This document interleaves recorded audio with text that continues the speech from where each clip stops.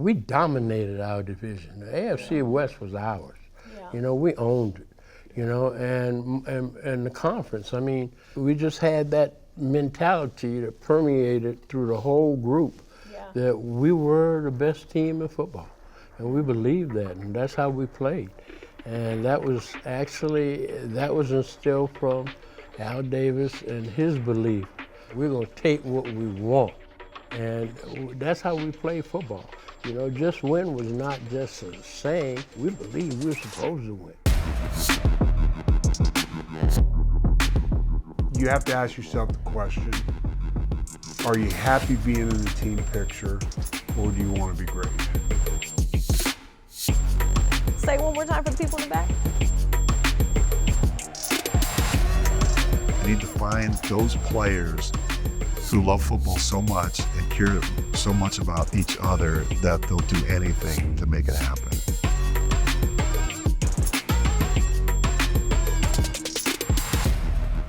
Raider Nation, we are back for another episode of Talk of the Nation. I'm Sibley Scoles, and we have a special episode with these two gentlemen sitting right next to me. This is a defensive back episode. Silver and black, I know you're ready for it. We're taking it back with two Super Bowl legends here. Mike Haynes. Are we ready to talk about what we did here? 83-89, LA Raider. Absolutely. Super Bowl champ.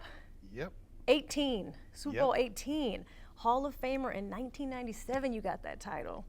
George Atkinson, Savannah, Georgia. That's it. Oakland Raider from 68 to 77. Super Bowl champ, 11.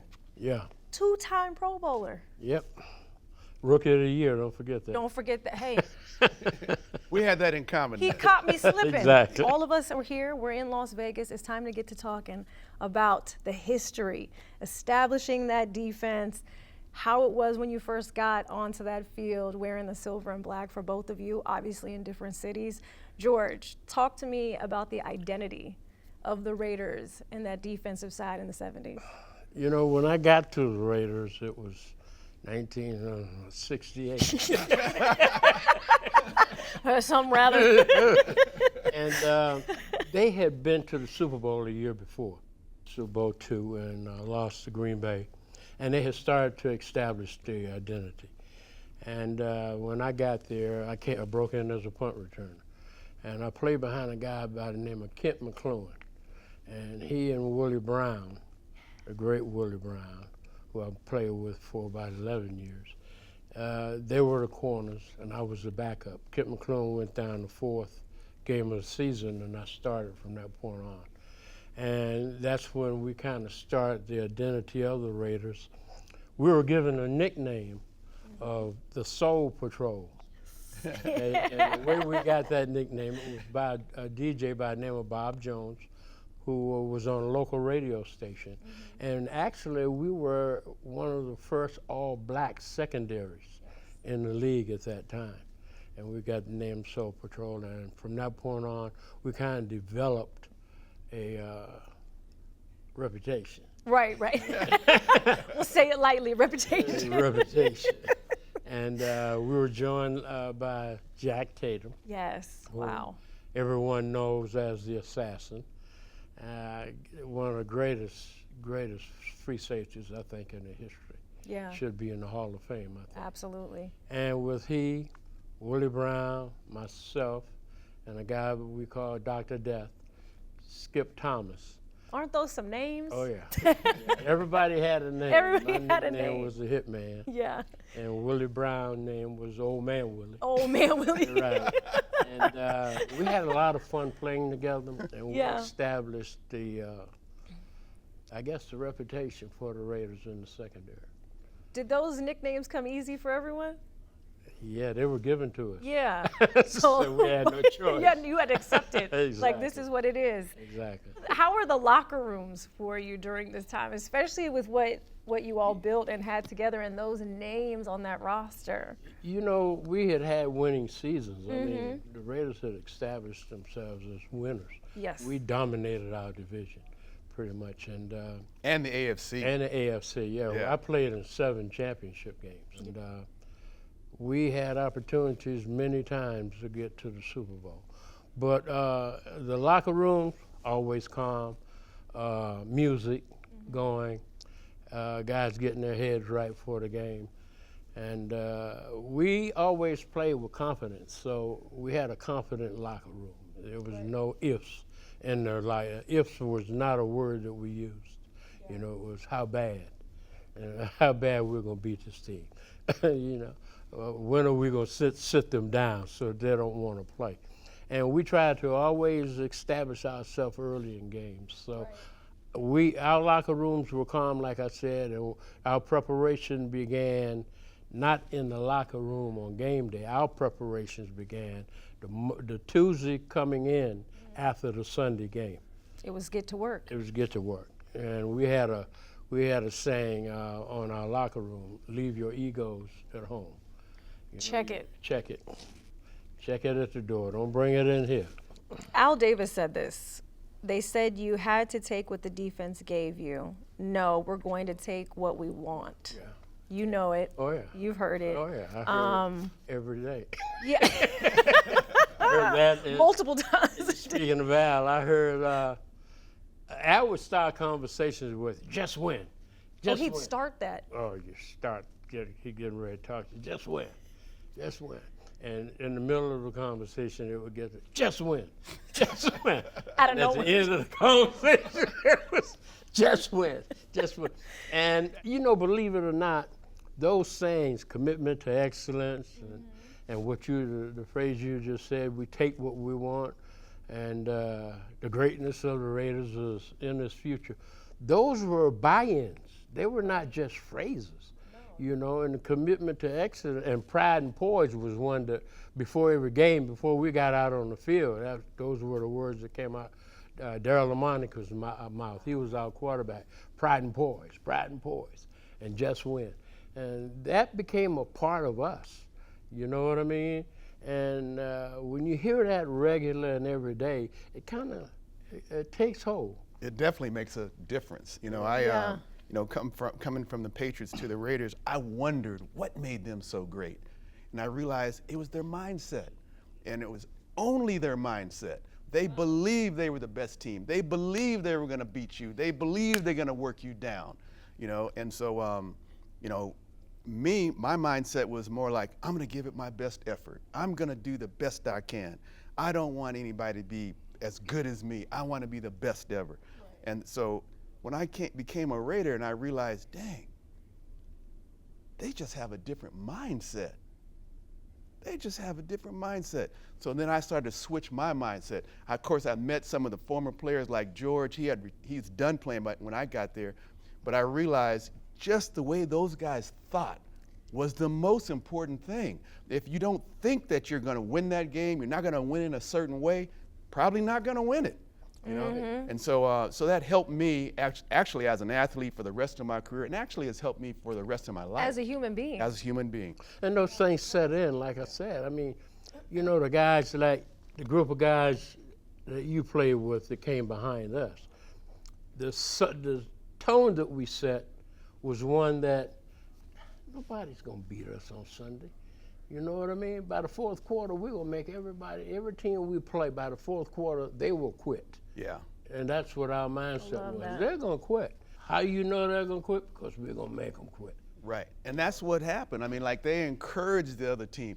They tried to intimidate. I shouldn't say tried. They intimidated the other team. We did. They did. And that was the key. So, like, you might have come into that game thinking, oh, we're going to beat them. We're going to beat them. But even before the game started, you might have bumped into somebody and he might have pushed you. Right. Like, you know, like, he didn't say, I'm sorry. No, there was none of that. You know? Like, get out of my way. Yeah. You know, and so it was all about the mindset. We had a thing in the secondary, Jack and I, we were the safeties. When I came from corner to safety, I started playing with Jack in the middle. And we had a thing that we used to say, we'll let them catch the first one. Oh, I like that. Make them pay the price. Yeah. Everything comes in here early on, let them catch the first one. Yeah. And let them know what they're in for. Yeah. I mean, the And confidence that y'all had and what you were able to bring out there on that. Oh, yeah. Oh, I mean, and you could feel it. You know, your opponent. Jack and I used to just stare at receivers, just stare at them, you know, and just to see what kind of reaction. And the first one blank is weak. Yeah. First one blank. Even just from when you came in, like you said, you had missed playing with him, but what they had built with Soul Patrol, you had guys around you. Your squad was massive. Well, he still And- came around. Yeah, he was still there. traveled with us Well, on- look, he's still here today. Both y'all Yeah. are still here Yeah. today. Yeah, but he would talking to the travel with people. us on our away games. He'd be Yeah. on the airplane with us. Right. He'd meet us at the airport. He'd be talking to us about, hey, what's your plan this week? They want to know a little bit, and then they would talk about intimidating other players. That's how much passion and love you have for. And the commitment, And the- not yeah. only that, Commitment. You have the commitment and the loyalty of the organization also. Right. Catered to the guys. I did communications for a long time. Right. Matter of fact, the Behind the Shield show, was- So explain how that came to that be. started, the Raiders didn't have a communication Okay. department. And Bruce Allen, myself, and a guy by the name of Billy Zager, okay? He came from New York. We started the communications department. We had one camera. We had no teleprompters. Wow. If we had to put something up on paper, it was on toilet paper, and they would scroll it down. That's what our teleprompter was. Hey, it worked, right? It worked. It worked. But I mean, We are not switching to toilet paper, by the way. Keeping these cards here. Don't give anyone any ideas. But I mean, it was fun doing that, putting that together. And it came together as a result of Bruce Allen with the blessings of Al Davis, which Al was always skeptical about things. That's not going to work.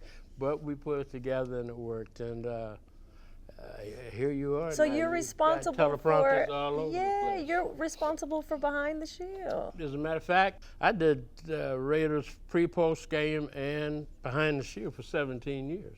And Well, we had thank fun. you. We had fun doing it. Al Davis helped me get started. Like, I did have a career doing broadcasting, and I would do that on the radio. I do the games on the radio. And, that was thanks to Al. Probably is really thanks to guys like George in his era that opened up Al's mind to being, willing to do things like that. Yeah. And I know, just to touch on it before we get into it, because I definitely want to hear some more about Al. Obviously, a lot of the alumni that I talked to have so many great things to say about what he did for this organization and how he had his eyes not just on who was coming here, but prior to that, he knew football, even though he never played it, and he knew guys. With who you played with and coming in the 80s, how did you maintain that same fire that was prior to you being there? Well, one, I was very blessed to play with Lester Hayes, Mike Davis, guys that had been around. They had played with George and his era, and they just continued the progress that they had walked into themselves.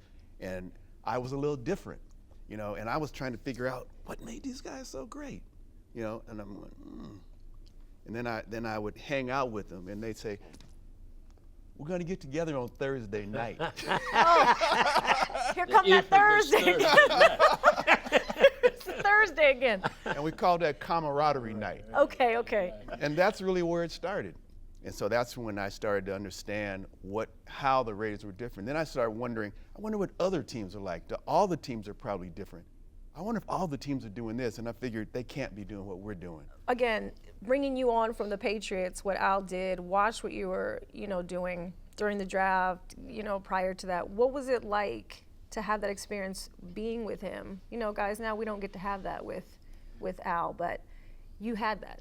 Yeah, well, for me, I'm sure George really had it, because when I came, I was always amazed before every game, even when I was a Patriot and we were playing the Raiders, then I was a Raider. Every single solitary game that the Raiders were playing, Al was on the field. He was out there watching the guys warm up, and he'd be coming out of the locker room. He'd out there something in his hand. I guess it was a sheet of paper or something, because my memory is he had something in his hand, and he was going, "Let's go, baby, let's go." And he would be clapping you all the way out to the field. "Just win, baby, just win." I'm going, dang, this is kind of cool, guys. The owner of the team, and so I was blessed. He really understood the game, and he proved it all the time, off the field, on the field, before the game. And you felt really like you could say at least me, I should say, I felt like I could say anything to him. And so he knows this week we're going up against two great receivers, a great quarterback, and he knows it's not going to be easy, it's going to be tough. And he was saying, just win, baby, just win, baby. And I really want to go over there and ask him something, but I never did, because I did not want him to think that I was weak and there was stuff that I didn't know. Wow. And so I had Willie Brown as my coach. So I go in and talk to Willie if I had a question. Right. Say, hey, Willie, what about this? What about that? And he would say, oh, Mike, and he would just don't worry about that, And so our game plan was we're going to get after people, and that quarterback that's going to be back there throwing the ball is going to be harassed. He's not going to be able to just sit there and, beat you. He's going to be running to his right or running to his left. If he was just dropping straight back, that ball was probably going to be pretty high. Because he's going to throw it over people. Yeah. So I enjoyed it. You talk about Al Davis, a unique individual who has had every major position in pro football he's been in, from a scout with the Baltimore Colts at the time, under a coach by the name of Weeb Ewbank. And I mention him because he was the first coach to win the Super Bowl in the AFL with Joe Namath. Super Bowl III. Weeb Ewbank was the coach. Al Davis was a scout for him when he was at Baltimore. Then he goes from scout to coaching the receivers at San Diego under a guy by the name of Sid Gilman. Sid Gilman was the architect of the long game, as they call it. That's where Al learned the passing game from, was Sid Gilman with the San Diego Chargers.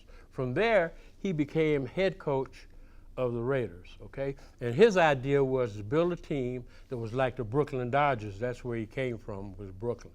And the Brooklyn Dodgers were a team that were powerful and fast, and that's what Al built the Raiders as when he was head coach. Then he goes from head coach to the commissioner of the old AFL.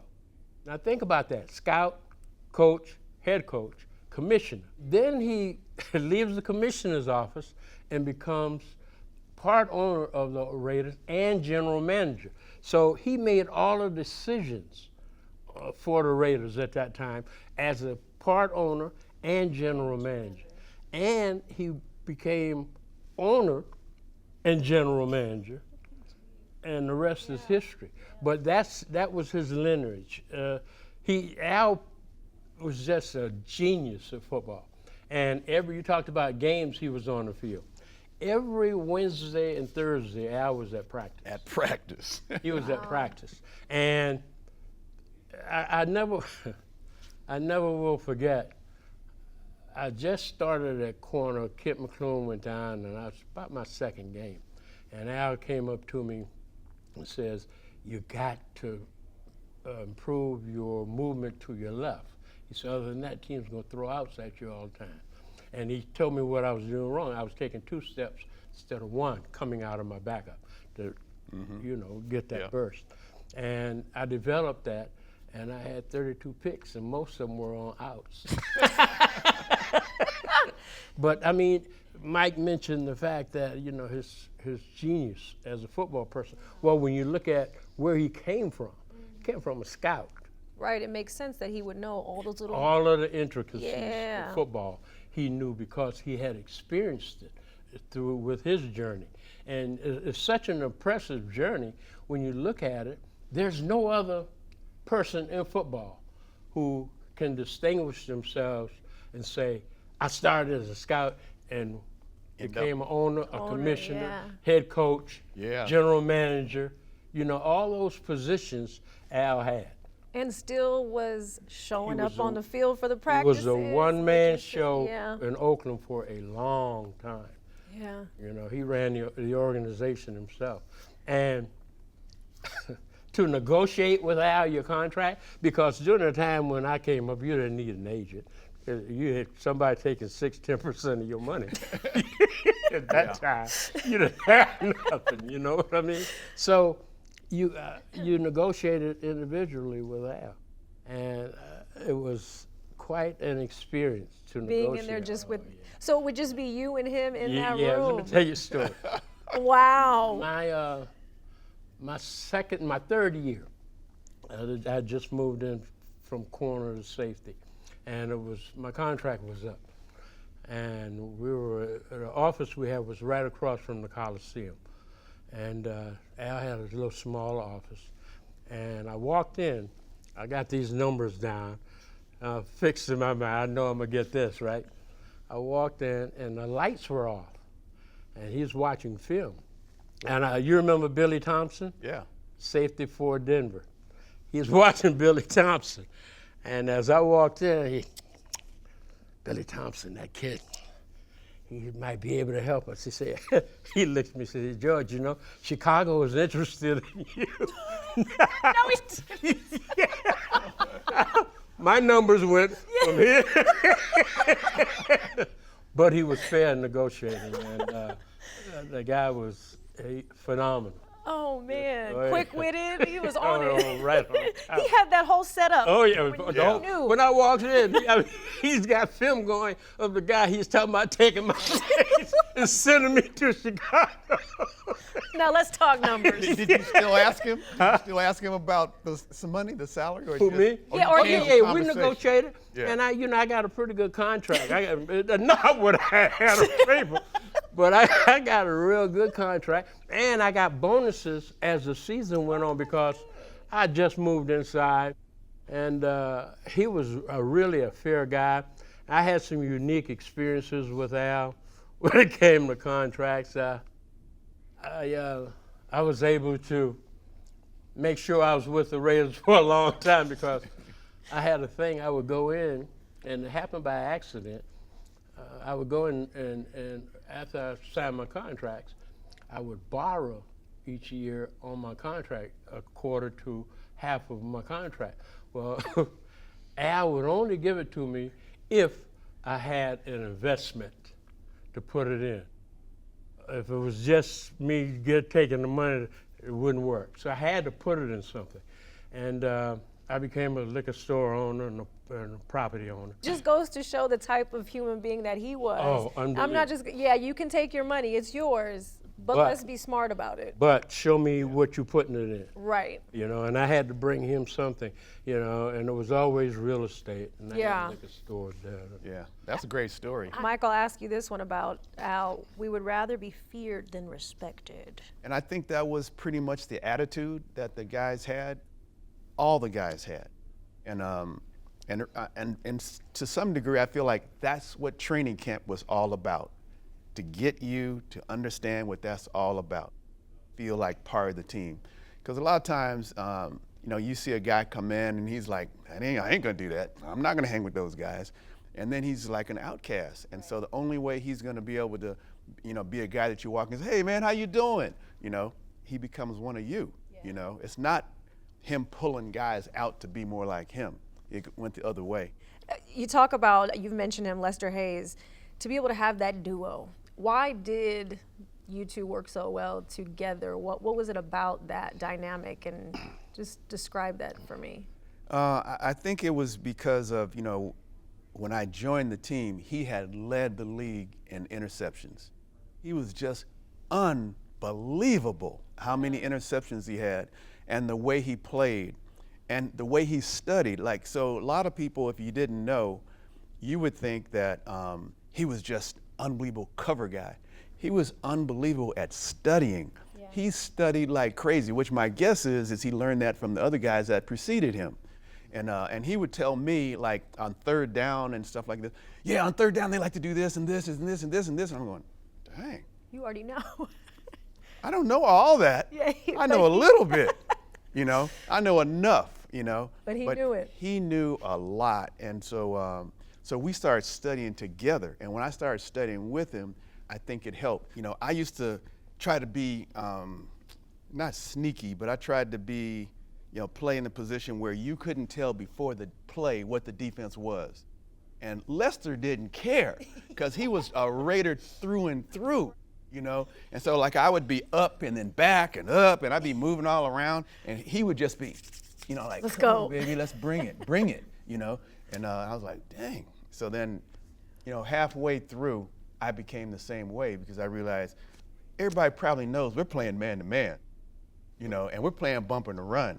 And so it was a little different, and I learned more about bump and run as a Raider than I ever could learn. I would love to teach other guys how to play bump and run because when I was in New England, we played, but I was kind of relaxed. I was it wasn't ready the to go. same. No, it wasn't the same at all. And I felt comfortable taking away part of that guy's position, and there's no way he's going to get inside. If he gets inside, he's going to not be the quarterback's throw because he's not going to be going up the field.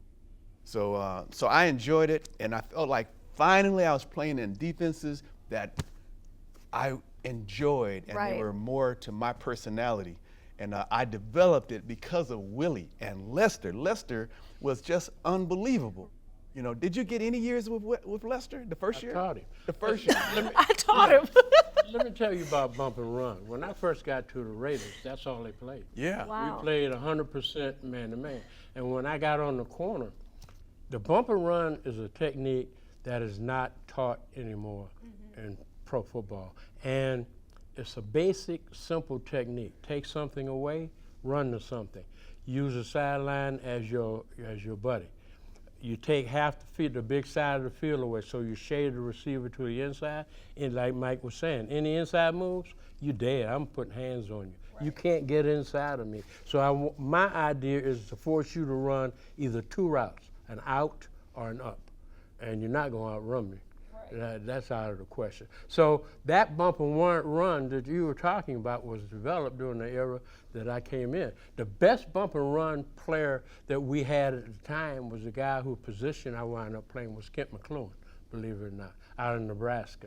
He and Willie Brown started the bump and run. Well, it sounds like both of y'all, it was, was meant to be. It was a full circle, right? Yeah. Coming through and being here in the silver and doubt. black. So it's nice. And playing the same position. And, Yeah.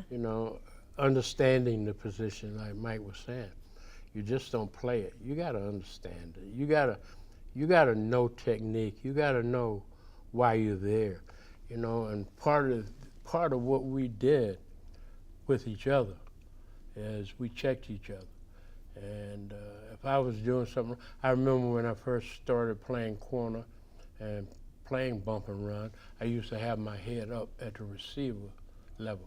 Well, the guys and Willie and those taught me, man, you got to get your eye level here. Right here. Belly. In the On belly. the belt 'cause buckle. You don't see all that. Let him move all he wants. You don't see. Wherever the stomach because that's goes. the core, right? Right. Where Wherever it goes, he's got to go. So if you focusing and concentrating on that, all that movement upstairs don't mean Don't matter. yeah, that's a waste of time. Yeah. He's just wasting energy trying to put you in a position that you're not gonna go for.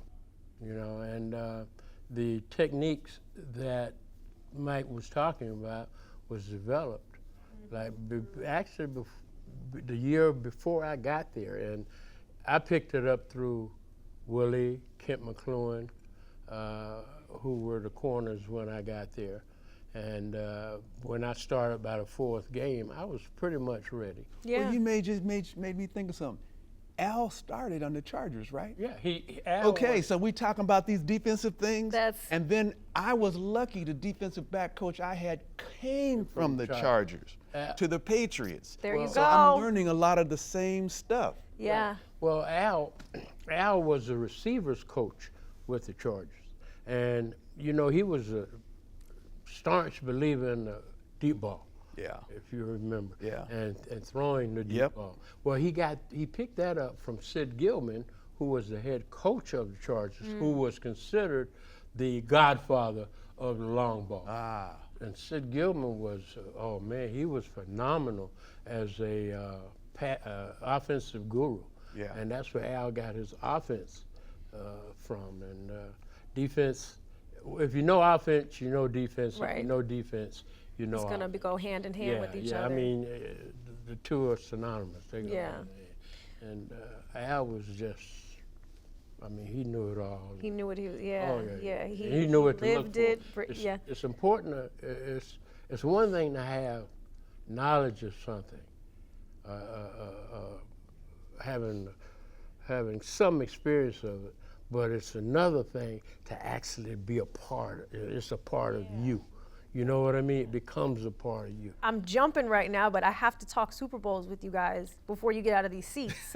Because all the little intricacies, everything that you were picking up, the movements that you did, offense, defense, everything that was out there on that field that you got to watch, and the people that were before you as well. All that led to getting these wins. Going to the big show, get in the ring, and I'll start with you because Super Bowl 11. Yeah. Whew, But that's a think about lucky this. number 11. How Before was it? Super Bowl 11, I played in 7 championship games. But that's what I'm saying. That's 7 7. times we were right there at the door. Yeah. You know what I mean? I played in every name game you can think of. See Haynes and Immaculate Deception, I call it. Reception. I mean, just. But knowing that you had those prior, then finally getting that. Yeah, oh yeah. Well, we always have said that if we ever got to the Super Bowl, we're going to win it. There's no Right. question. Because the NFC just didn't match up with us. Yeah, we had they didn't. speed. We had size and power on both offense and defensive line. We had speed on both offense and defense. And we were notorious for knocking people out. So we had the tenacity. We had the whole package. And it was just circumstances that kept us out of the Super Bowl. You know, it was something here at the end. We had Pittsburgh on the ropes, and they beat us with 1 play. Right. We had Miami on the ropes, and they beat us with 1 play when they won their Super Bowls. And those years, I mean, we built up to Super Bowl 11, and when we got there, Minnesota, they didn't have a chance. Their chances were slim and none. You went in there smiling, Slim huh? was already out the door. Why was that such a special moment for you in your career? Like I said, being there so many times, you know, and that's what we come to camp for. You know, our goal is to win the whole thing. And that year we won the Super Bowl, we lost only 1 game, and that was to New England. Wow. Yeah. We dominated our division. The AFC West was ours.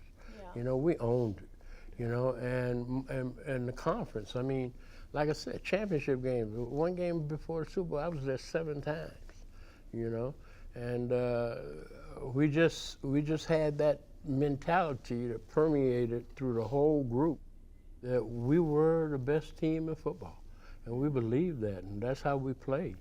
And that was instilled from Al Davis and his belief in. See, from the top to the the bottom. bottom. It was Yeah. instilled in us from his belief and those sayings that you hear, you know. Most teams say you take what they give you. No, we're going to take what we want. Right. And that's how we play football. You know, just win was not just a saying. We believe we're supposed to win. You know, we believe, like I said, a year we won the Super Bowl, we lost just to New England, 1 game. I went through many seasons where we lost maybe 2-3 games a season. But to lose just 1. Yeah. That's nice. Yeah. And Mike- to get the ring. Yeah, get the ring. Talk me through yours. Big game for you. Get the Super Bowl, right? 18, right? Super Bowl 18. Talk to me about that experience. Well, you know, Winning. I started off that season holding out for a contract, you know, with the Patriots. Yeah. And the season had started, and I'm thinking, gosh, I've never missed a season, and it looks like I might miss this season. And finally, I get a phone call from Mr. Davis. He asked me, could I play for the Raiders? And I said, yes, sir, I could. And he said, okay. And that was like only thing he needed to know. And that was the end of the call. You know, Oh, I'm you like, were done after that. He was done. I wasn't done. Oh, he just said thanks. Yeah, he wanted to know, could I come? You know, would I come? Right. And I said yes. So that changed everything for me. And then Mr. Davis, he was treating me with respect instead of like treating me like an outcast. And so he treated me with respect, so they treated me with respect. And then I'd see guys like George, you know, who used to play, and now he's coming around, and he knows a lot about the game and a lot about the team, a lot about the history. So that opened the door for me to play my best. And then, the Raiders had a guy named Ted Watts who was, I think Ted was a first-round pick. He was. And so, I didn't really know if I was going to be playing in front of Ted or if I was going to come in on third down. I had really no idea what the strategy was going to be. But I watched and I helped, and so I would help Ted. And I also saw guys like George who would come around. They'd be trying to help guys that know they need a little help, So I felt really blessed to be in that environment. So we got to the playoffs. We won all the playoff games, got to the Super Bowl, and that was a dream come true for me. I'd already played 7 years. Right. And I actually thought that I would have played in way more Super Bowls by then. Yeah. And I hadn't. But this is how it was supposed to happen. This is the way how it's supposed to happen, and it was home for me. I was in LA, and I enjoyed it. And getting to that Super Bowl against the Washington Redskins was fun for me because I had a younger brother who played on the Washington Redskins, and I watched them a lot, and so I knew what kind of receivers they had, what kind of running backs they had, kind of quarterback they had. I felt very comfortable if we played up to our potential and they played up to their potential, we're going to win. But we got to play up to our potential. If we don't play up our potential, we're not going to win. And Joe Theismann was a very good quarterback, loved to take advantage if he saw an advantage, and Howie and those guys got after him, and it was game on. And so Lester and I had to do our job, and that was to keep the ball out of the receiver's hands, and we were able to do that, really well enough, and we became Super Bowl champions. And for me, it was like the greatest game I ever played. You know what Al was doing to you when he didn't start you? He was checking you out. Yeah. And seeing what kind of hunger Yeah. you had for the game, and that was the kind of guy Al was. I mean, Yeah. he was. That's He knew He talent. was always setting you guys up, but he knew what you could knew- produce. he He knew- already knew. he He's would- like, you listen, have it in you. I just want to He make knew sure. he knew Mike was a starter Right. from day one. And that's why he went after him. Al didn't go after players Right, that right, couldn't right. play. Oh, it of didn't course, fit. yeah. It didn't fit the mold. Yep. And he probably another thing he probably did. He probably knew everything about you and your family. He probably did. Yeah. I'm serious. Yeah. He probably That's did. Probably because he was Yeah. that kind of guy. He would. I've watched him talk to players, and Al was notorious for talking to players from other teams when we would play teams, and he would be on the sideline on Sundays. He would go over and talk to other players, and you'd be surprised at the number of guys that want to play for the Raiders, and Al would find out. Oh, he started dropping Yeah, little yeah, crumbs, going in yeah. there, doing his Yeah, detective that's why work. we picked up so many guys, Yeah. especially during the era I played and the teams I played on. You look at our roster, especially our defensive line. Otis Sistrunk, a guy that never played college football, he picked up from the Rams. John Matuzak, he picked up the teams had given up on him. Tom Keating, a guy that teams had given up on, Ike Lassiter. Wasn't drafted, a guy Al saw and saw the potential and picked him up. Well, listen, we could talk all day long. Oh, yeah. And we might. I may move this to the Raiders Tavern. I don't know after this. We may go hang out, guys. George Atkinson, Yes, ma'am. Mike Haynes. You two are stellar, iconic legends that wore the silver and black and still do to this day. Thank you for sharing your stories. We'll see you next time on another episode of Raiders Talk of the Nation. I'm Sibley.